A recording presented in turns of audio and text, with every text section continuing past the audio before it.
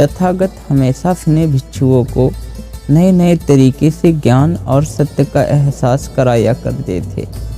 एक दिन उन्होंने अपने भिक्षुओं में से एक भिक्षु को बुलाकर कहा, आज तुम जाओ और उस पहाड़ पर सारा दिन बैठे रहना और अपने चारों ओर की घटित होने वाली घटनाओं को देखना। उन घटनाओं को देखकर तुम क्या पाते हो, क्या महसूस करते हो और क्या उन घटनाओं के पीछे छिपे हुए अर्थों को देख पाते हो या नहीं। जाओ और आज पूरे दिन उस पहाड़ पर बैठकर समस्त घटनाओं को अपने चारों ओर होने वाली देखना।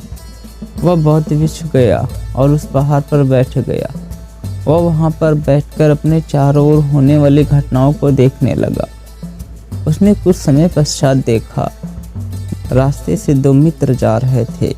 उनमें से एक मित्र ने शराब पी और थोड़ी दूर जाने के पश्चात उसने दूसरे मित्र से झगड़ा कर डाला।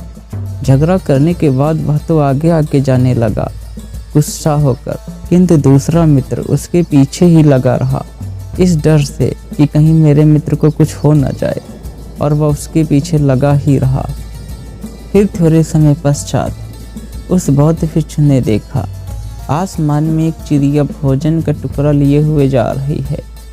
वह भोजन का टुकड़ा लिए हुए आगे जा ही रही थी कि आसमान से एक बाज ने उस पर हमला कर दिया और वह बाज उससे उस भोजन को छीनना चाह रहा था। उस बाज ने उस चिड़िया पर बहुत बार हमला किया, किंतु चिड़िया ने अपने भोजन को नहीं छोड़ा। वो भोजन अपने बच्चों के लिए ले जा रही थी। उस चिड़िया ने बिल्कुल हिम्मत नहीं हारी और वह उस बाज से अपने आप को बचाते हुए अपने बच्चों तक भोजन लेकर चली गई। और उस बौद्ध भिक्षु ने देखा, एक तालाब में एक मछुआरा मछलियां पकड़ रहा है। वह काफ़ी देर बैठा रहता और तब कभी कोई एक मछली फंस जाती, फिर काफ़ी देर बैठा रहता, तब कभी एक मछली फंस जाती, फिर काफ़ी देर बैठा रहा, फिर कोई एक मछली फंस जाती। इस तरीके काफ़ी देर बैठने के उसकी बंसी में कोई एक आध मछली फंस जाती। जब शाम हुई तो वह मछुआरा समस्त मछलियों को एक थैले में भरकर अपने घर की ओर रवाना हो गया। अब शाम हो चुकी थी। ये सभी दृश्य देख वह बौद्ध भिक्षु भी संघ के लिए रवाना हो दिया। वह संघ में पहुंचने के बाद तथागत से कहता है, तथागत, आज मैंने देखा दो मित्र रास्ते से जा रहे थे। उनमें से एक मित्र ने शराब पी और दूसरे मित्र से लड़ाई कर चला गया, किंतु यह दूसरा मित्र उसके पीछे लगा रहा। फिर मैंने देखा, आसमान में एक चिड़िया उड़ती हुई जा रही थी जो अपने पंजों में भोजन दबाए हुए थी अपने बच्चों के लिए। उस पर एक बाज ने हमला कर दिया, किंतु चिड़िया ने हिम्मत नहीं हारी। वह भोजन लेकर अपने बच्चों के पास जाकर ही मानी। और मैंने एक मछुआरा भी देखा, कभी उसकी बंसी में एक मछली फंसती तो काफ़ी देर वह बैठा रहता, फिर कभी एक मछली फंसती तो काफ़ी देर बैठा रहता। जब शाम हुई तो उसने सभी मछलियों को एकत्रित कर अपने घर के लिए रवाना हो लिया। ईश्वर तथागत कहते हैं, तुमने इन दृश्यों से क्या सीखा और क्या जाना?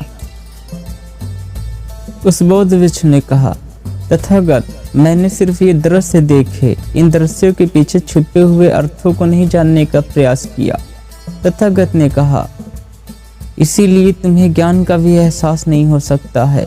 उनके पीछे छुपे हुए अर्थों को जानने का प्रयास करो, तुम्हें ज्ञान का एहसास हो जाएगा। आगे तथागत ने कहा, जब तुमने देखा कि दो मित्र जा रहे थे, उनमें से एक ने शराब पीकर दूसरे मित्र से झगड़ा कर लिया, किंतु दूसरा मित्र उसके पीछे ही लगा रहा। यहाँ पर शराब पिया हुआ मित्र तुम्हारे मन के समान है। जब तुम अपने मन को लालच रूपी मदिरा पिला देते हो, वो भी तुमसे झगड़ा कर इसी तरीके भागने लगता है इधर इधर, और तुम मजबूरन उसके पीछे लगे रहते हो। दूसरे दृश्य में जब चिड़िया भोजन लेकर जा रही थी तो बाज ने उसे देखकर उस पर हमला कर दिया। इसी तरीके जब तुम ज्ञान और सत्य की खोज पर निकलोगे तो लोग तुम पर हमला करेंगे, तुम्हें कटुवचन बोलेंगे, तुम्हें बुरा भला भी कहेंगे, किंतु उनसे कभी भी हार मत मानना।